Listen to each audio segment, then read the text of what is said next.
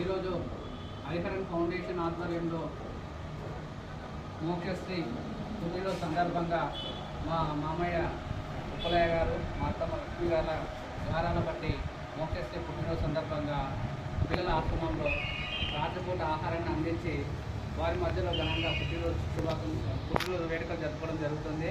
వారికి ఇక్కడ ఉన్న పిల్లలందరి తరఫున పేరు పేరున కృతజ్ఞతలు ధన్యవాదాలు తెలియజేస్తున్నాను.